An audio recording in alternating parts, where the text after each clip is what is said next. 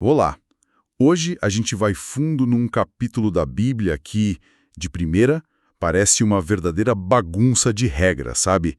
Deuteronômio capítulo 23. Uhum. É um texto que mistura leis sobre quem pode ou não fazer parte da comunidade, com regras de higiene num acampamento de guerra e, até o que fazer com um escravo que fugiu. Parece totalmente aleatório, né? Parece, sim. Mas a nossa missão aqui é justamente encontrar a lógica por trás dessa aparente confusão. A gente quer entender como o antigo Israel definia quem era de casa, sabe? Como a ideia de santidade funcionava no dia a dia e que tipo de proteção social já existia naquela época. Certo. Para nos ajudar nessa análise, estamos com as notas e comentários de duas Bíblias de estudo, a Roman e a Nova Almeida Atualizada. E é bom a gente lembrar o cenário geral, né? Deuteronômio é basicamente o discurso de despedida de Moisés. Exato. O povo de Israel está prestes a entrar na Terra Prometida e Moisés está dando as instruções finais. Então a ideia aqui não é só ter um monte de regras solta. É um projeto para formar uma sociedade diferente das outras que deveria espelhar o caráter do Deus deles. Faz sentido. E o capítulo 23 é um ótimo exemplo de como o sagrado e o secular, o divino e o super-prático estavam, assim, totalmente amarrados. Certo, vamos começar pelo começo, então, que já é bem impactante. Sim. Os primeiros versículos excluem da congregação do Senhor pessoas com alguma mutilação genital e também os chamados bastardos. A primeira reação que a gente tem hoje é de estranheza, claro, porque uma condição física seria um critério para excluir alguém de uma comunidade religiosa. É uma pergunta super justa. As nossas fontes, elas ajudam a contextualizar. A Bíblia Roman, por exemplo, sugere que isso pode não ser sobre preconceito com a deficiência física em si. Ah, interessante. É que a integridade física era vista como um símbolo da integridade espiritual. Mas o ponto principal era criar uma barreira contra práticas pagãs. Muitos cultos de fertilidade nas nações vizinhas envolviam a automutilação ritual de sacerdotes, sabe? Entendi. Então, essa lei era uma forma muito forte de dizer: nós não somos como eles. A nossa adoração é diferente. Era uma demarcação de identidade cultural e religiosa mesmo. É uma forma de se diferenciar, digamos assim. Mas a lista de exclusões continua e aí entra uma lógica diferente. Uhum. Os versículos 3 a 6 falam sobre amonitas e moabitas. A lei diz que eles estão fora da Assembleia até a 10ª geração, que na prática significa Para sempre. para sempre. Exato. Sim, e o motivo não é étnico, é histórico. O texto é explícito sobre isso. Foi porque não saíram com o pão e a água a recebê-los no caminho, durante o êxodo, e pior, porque alugaram contra ti a Balaão para te amaldiçoar. Ou seja, é uma lei baseada na memória coletiva. É como se a nação estivesse dizendo: olha, nós não esquecemos da hostilidade e da traição que a gente sofreu. A fronteira que é construída sobre uma ferida histórica. Peraí, mas se a lei é tão perpétua contra os moabitas, como a gente explica a Ruth? A Ruth? Ela é talvez a moabita mais famosa da história e não só foi aceita, como se casou com um israelita importante, o Boaz, e entrou para a linhagem do rei Davi. Isso não contradiz a lei na cara dura? Olha, essa é a pergunta de $1 milhão. E é por isso que esse exemplo, que a nota da ANA faz questão de lembrar, é tão crucial. Mostra que a lei escrita funcionava como um princípio geral, mas a vida real era mais complexa. A integração na comunidade podia depender de outros fatores, como a conversão sincera, a lealdade. A lealdade a Israel e ao seu Deus. Exatamente. O caso de Ruth sugere que a adesão à aliança e à comunidade demonstrada por ações podia superar uma proibição baseada na ancestralidade. A lei estabelecia a regra, mas a comunidade parecia ter espaço para exceção, baseada no caráter do indivíduo, sabe? Faz sentido. A lei cria a fronteira, mas a porta não está totalmente trancada. E essa ideia fica ainda mais clara quando o texto fala de outros povos. Porque com os edomitas e os egípcios, o tratamento é completamente diferente. Sim, e esse contraste é a chave para entender tudo. Não é sobre pureza racial, é sobre história e relacionamento.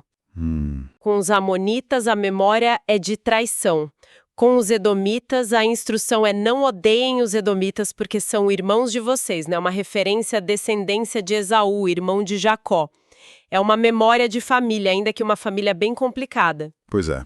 E com os egípcios, mesmo depois de séculos de escravidão, a ordem é: nem odeiem os egípcios, porque vocês viveram como estrangeiros na terra deles.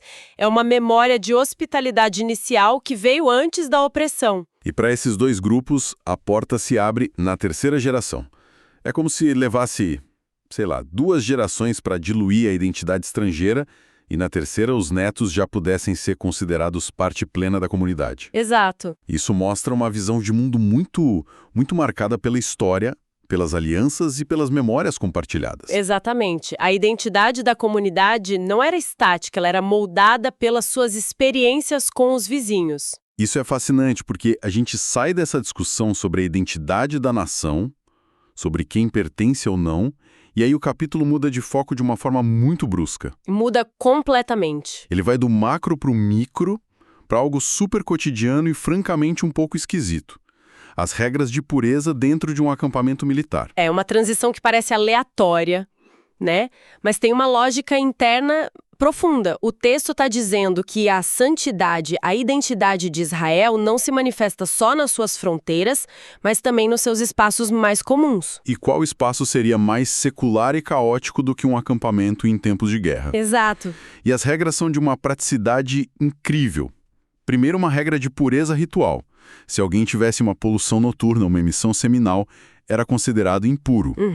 Tinha que sair do acampamento, se banhar e só podia voltar no fim do dia. Mas logo em seguida vem a regra da pá. Com seu equipamento. E quando precisasse fazer suas necessidades, deveria ir para um lugar designado, fora do acampamento, cavar um buraco e depois cobrir as fezes. Isso é basicamente uma lei de saneamento básico com 3.000 anos de idade. Pois é. Muito antes de qualquer um entender sobre germes, bactérias, já existia uma instrução clara para evitar contaminação do acampamento, a disseminação de doenças.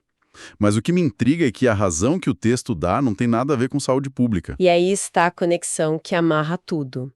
O versículo 14 explica o porquê de tudo isso.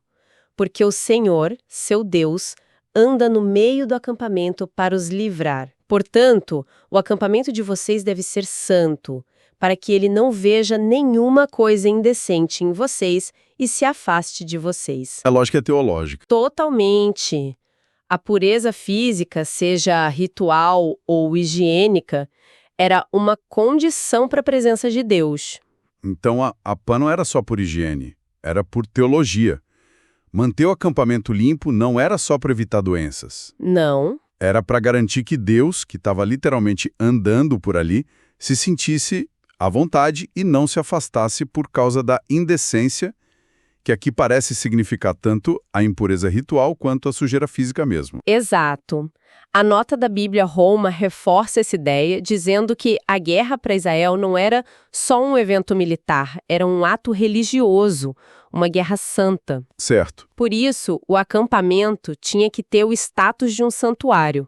A presença de Deus no campo de batalha exigia um nível de santidade e pureza que se aplicava a todos os aspectos da vida ali. Desde a vida sexual dos soldados até a forma como lidavam com os dejetos. A santidade não ficava guardada no templo, sabe? Ela ia para a guerra com eles. Ok, então a gente já viu a santidade definindo as fronteiras da comunidade e a santidade definindo o espaço físico do acampamento. O capítulo parece estar construindo um argumento? Sim, com certeza. E a última parte, a partir do versículo 15, leva essa ideia para as relações sociais e econômicas. É como se dissesse, ser um povo santo também significa ter uma sociedade justa. Perfeito. E essa sessão começa com uma das leis mais radicais e, contraculturais de todo o mundo antigo, a lei sobre escravos fugitivos. Sim, é chocante. Não entreguem ao seu senhor o escravo que, tendo fugido dele, se refugiar entre vocês. Não o oprimam. é muito forte. Isso é o oposto de tudo que a gente sabe sobre as sociedades daquela época. Um escravo era uma propriedade. Devolver um escravo fugitivo era como devolver um boi roubado. Essa lei israelita, na prática, aboliu o status de propriedade de uma pessoa que buscava refúgio. É revolucionário. A lei efetivamente oferece asilo. Ela assume que se uma pessoa riscou tudo para fugir, é porque provavelmente estava sofrendo uma opressão terrível. Claro. Então, a prioridade da lei não é proteger o direito de propriedade do senhor de escravos, mas proteger a vida e a dignidade do ser humano que fugiu. Como a nota da Holman aponta, isso colocava Israel num patamar ético completamente diferente de seus vizinhos. E a seguir vem a proibição da prostituição. As notas das duas Bíblias que a gente está usando destacam que o foco aqui era principalmente a prostituição cultual. Isso, os rituais sexuais. Exato, que faziam parte da religião dos povos cananeus. A lei não só proíbe a prática, mas também diz que o pagamento por ela, o salário de prostituta ou o preço de um cão, uma expressão que se referia à prostituição masculina, era abominável e não podia ser usado como oferta no templo. O que, de novo, reforça a ideia de separação. A economia da adoração em Israel deveria ser limpa, sabe? Faz tudo sentido. Não se podia financiar o templo com dinheiro vindo de práticas que o próprio Deus abominava. E essa lógica de uma economia justa e fraterna continua na próxima lei, a da usura. Essa sempre gera confusão. Os versículos 19 e 20 proíbem cobrar juros de um compatriota, mas permitem cobrar de um estrangeiro. Lendo rápido, isso pode soar como um padrão duplo, até meio xenofóbico. Pode parecer, mas o contexto econômico é a chave. A proibição de juros dentro da comunidade israelita se aplicava a empréstimos de subsistência. Eram empréstimos de ajuda mútua. Ah, entendi. Se o seu vizinho perdesse a colheita e precisasse de dinheiro para não morrer de fome, você o ajudaria emprestando o que ele precisava. Cobrar juros nessa situação seria lucrar com a desgraça dele, seria exploração. Certo. Já os empréstimos a estrangeiros eram vistos no contexto de transações comerciais internacionais, de negócios. Nesses casos, o empréstimo era um investimento e o lucro através dos juros era uma prática comercial normal. O objetivo era evitar o endividamento dentro da família de Israel. Exatamente. O objetivo era evitar a pobreza dentro da própria comunidade. Isso muda totalmente a perspectiva. Não é sobre preconceito, é sobre a diferença entre ajuda social e negócio. E essa preocupação com a integridade se estende até a palavra dada, com as leis sobre os votos. Sim, a regra é simples. Se você fizer um voto a Deus, cumpra. E cumpra rápido. Mas o texto adiciona uma nuance importante. Se vocês se abstiverem de fazer um voto, não estarão pecando. Ou seja, Em outras palavras, é melhor não prometer nada do que prometer e não cumprir. Isso mostra o peso enorme que a palavra tinha. Seu compromisso verbal, especialmente com Deus, era um vínculo sagrado. e o capítulo fecha com duas leis que, para mim, são a síntese de toda essa visão de comunidade. As leis sobre o que se pode fazer na propriedade do vizinho. Uma bela imagem do equilíbrio entre o direito individual e o bem-estar coletivo, né? Sim. A lei diz que você pode entrar na vinha do seu vizinho e comer uvas até se fartar. Pode entrar na plantação de trigo dele e arrancar espigas com a mão para comer. Que ideia interessante de propriedade. A terra é sua, mas não é só sua. A comunidade tem um certo direito sobre a abundância da sua terra. Pois é. Mas claro, com limites bem claros. Você pode comer ali, na hora, para matar a fome. Mas o texto diz, não as levem a um cesto e não arranquem as espigas com a foice. Exato. Ou seja, não é um convite para roubar ou para começar uma colheita comercial na terra do outro. Exato. É uma rede de segurança social embutida na lei. Garante que o viajante, o pobre, o faminto sempre tenham o que comer.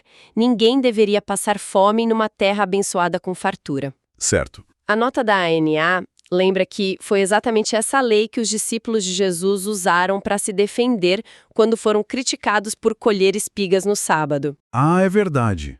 Eles não estavam roubando, estavam exercendo um direito legal, uma forma de bem-estar social orgânico, que priorizava a necessidade humana acima da rigidez da regra ou da propriedade absoluta. Olhando para trás agora, o capítulo faz muito, muito mais sentido. Deuteronômio 23 não é só uma lista de regras. É um projeto de sociedade. É um projeto. Uma comunidade que se define pela sua história e pela sua aliança, não apenas pelo sangue. Que entende que a santidade deve estar presente em todos os lugares, do mais sagrado ao mais mundano, como um acampamento de guerra.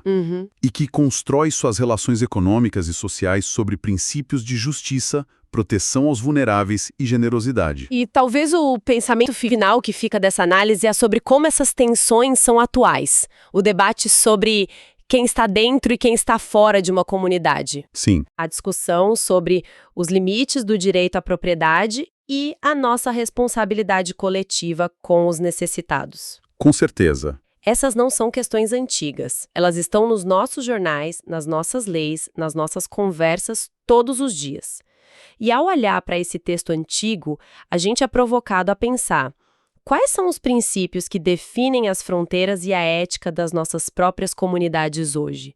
O que, para nós, é tão importante a ponto de se tornar a base da nossa identidade e das nossas leis?